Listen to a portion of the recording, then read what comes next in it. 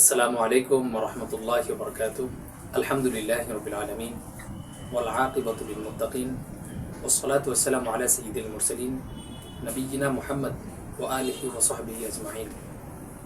قال الله تعالى يا أيها الذين آمنوا استعينوا بالصبر والصلاة إن الله مع الصابرين صدق الله العظيم। ইসলামকে জানিয়ে আয়োজনে আপনাদের সকলকে স্বাগত জানাচ্ছি। মহান আল্লাহ পাক রব্বুল আলামিন পবিত্র কালামের সূরা বাকারা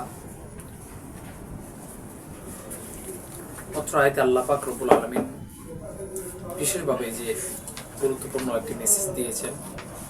এখানে আল্লাহ পাক রব্বুল আলামিন বলছেন, ইয়া আইয়ুহাল্লাযীনা আমানু, হে ঈমানদারগণ, ইস্তাঈনু, তোমরা সাহায্য চাও, বিস-সবরি ওয়াস সালাহ, নামাজ এবং ধৈর্যের মধ্য দিয়ে। আয়াতে কারিমা হচ্ছে সূরা বাকারা 153 নম্বর আয়াতে কারিমা। আমাদের দুনিয়ার জীবনে হাজারো ব্যস্ততার ভিড়ে, হাজারো পেরেশানির ভিড়ে আমরা অনেক সময় ভুলে যাই যে আমরা এখন কি করছি এবং কি করা উচিত।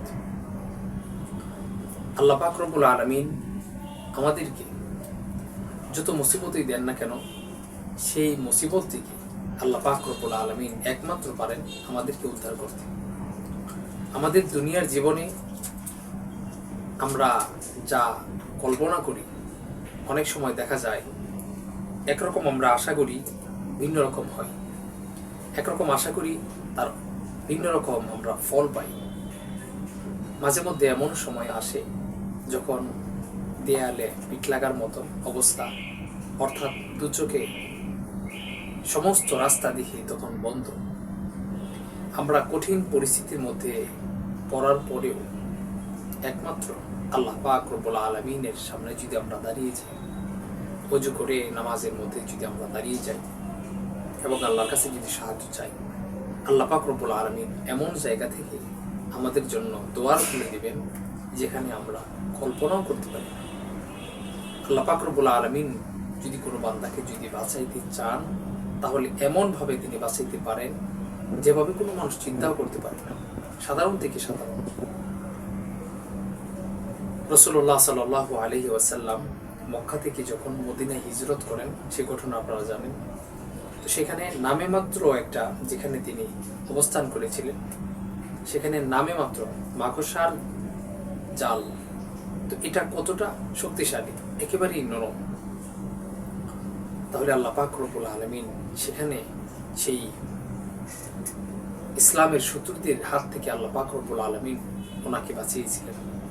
এভাবে যুগে যুগে, প্রত্যেকটা যুগেই এমন নজির দেখা যায় আল্লাহ পাক রব্বুল আলামিন কোন জায়গা থেকে কিভাবে মানুষকে উদ্ধার করেন।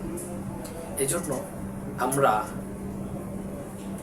যে কাজটি করব সেটি হচ্ছে, আপনার যত বেশি টেনশন থাকুক না কেন, যত বেশি আপনি চিন্তিত থাকেন না কেন, যত কঠিন মুসিবতের মধ্যে পড়েন না কেন, যদি আল্লাহ পাক রব্বুল আলামিনের উপর ধৈর্য ধারণ করতে পারি, আর হচ্ছে যদি আমি নামাজের মধ্য দিয়ে নামাজ পড়ব, আর হচ্ছে আল্লাহর কাছে চাইব, তিনটি কাজ যদি করতে পারি, তাহলে অবশ্যই সেই অবস্থান থেকে আমি বের হইতে পারবো। এক নম্বর, ধৈর্য হারাইলে হবে না, মাথা গরম করলে হবে না। মাঝে মধ্যে কিছু মানুষ চিল্লাচিল্লি করে, বিভিন্ন ধরনের অহেতুক কথা বলে যে আল্লাহকে আমাকে ছাড়া আর কাউকে দেখছেন না ইত্যাদি বিভিন্ন ধরনের কথা অনেক সময় কথা বলে থাকে। আপনার ভবিষ্যৎ, আমার ভবিষ্যৎ, সে সম্পর্কে আল্লাহ পাক রব্বুল আলামিন অবগত রয়েছে।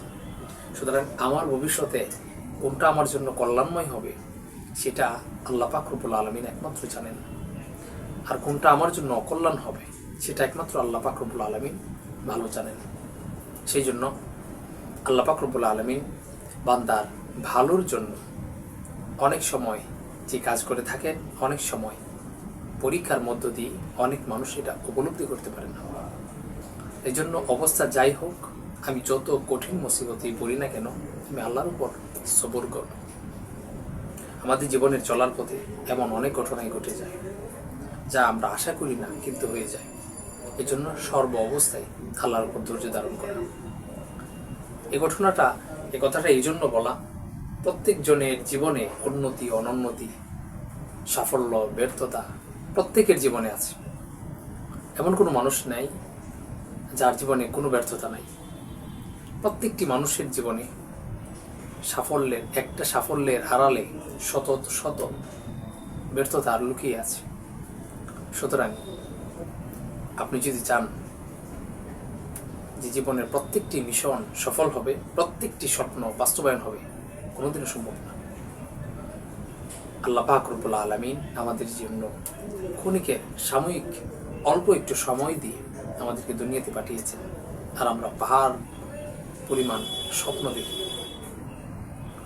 আমার হায়াত মাত্র জীবনের অল্প একটু সময়, এর মধ্যে জীবনের চাহিদা পূরণ করতে কত সময় চলে যায়।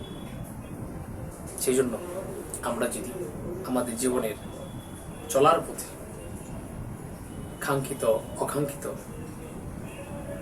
আশা অনুযায়ী, অথবা আমরা জানি না কিন্তু হঠাৎ করে এমন অনেক ঘটনা হয়ে যায়, সেই ক্ষেত্রে আমরা কি করব? সেই ক্ষেত্রে আমরা আল্লাহ পাক রব্বুল আলামিনের প্রতি সবর করব এবং মনে মনে ভাববো, হয়তো এখানে আমার জন্য কল্যাণ আছে, সেই জন্যই হয়তো আল্লাহ পাক রব্বুল আলামিন এই কাজটি করেছে।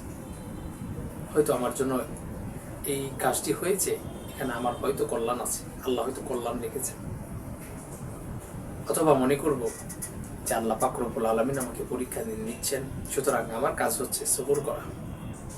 যদি ধৈর্যশীল হতে পারি, সবর করতে পারি, তাহলে আল্লাহ পাক রব্বুল আলামিন পরবর্তী আয়াতে কারিমায় বলছেন, ওয়াবাশিরিস সাবিরিন, যে নাকি ধৈর্য ধরল, যে নাকি আল্লাহ পাক রব্বুল আলামিনের উপর সন্তুষ্টি রইল, তার জন্য রয়েছে সুসংবাদ। তাহলে আমাদের জীবনে যাই হোক না কেন, আমরা যেই পরিস্থিতির মধ্যে পড়ি না কেন, আল্লাহ পাক রব্বুল আলামিনের প্রতি ধৈর্যশীল হব এবং একমাত্র বিশ্বাস রাখবো আমাকে উদ্ধার করতে পারেন আমার বিপদ থেকে, আমার এই পরিস্থিতি থেকে একমাত্র আল্লাহ। আল্লাহ ব্যতীত আর কারো কাছে আমরা সাহায্য চাব না। আল্লাহ তাআলা রাগান্বিত হন, সবচেয়ে বেশি রাগান্বিত হন একটা ভুল করলে। কোনো মানুষ যদি এই অপরাধ করে, তাহলে তার প্রতি সবচেয়ে বেশি আল্লাহ নারাজ হন, রাগান্বিত হন। সেটা হচ্ছে আল্লাহর সাথে কাউকে শিরিক করলে, আল্লাহ তাআলার সাথে কাউকে শরীক করলে। এখন আমি আল্লাহর কাছেও চাবো, আবার অন্য কারো কাছে যদি চাই, তাহলে তার ফলাফল ভালো হবে না। এই জন্য আমি যত কঠিন পরিস্থিতির মধ্যেই পড়ি না কেন, আল্লাহর প্রতি ধৈর্যশীল হব এবং আল্লাহর কাছে সাহায্য চাবো। আল্লাহ পাক রব্বুল আলামিন আমাদেরকে দুনিয়ার জীবনে কল্যাণ দান করুন এবং পরকালের জীবনেও মুক্তি দান করুন। আমিন। আসসালামু আলাইকুম ওয়া রাহমাতুল্লাহি ওয়া বারাকাতুহু।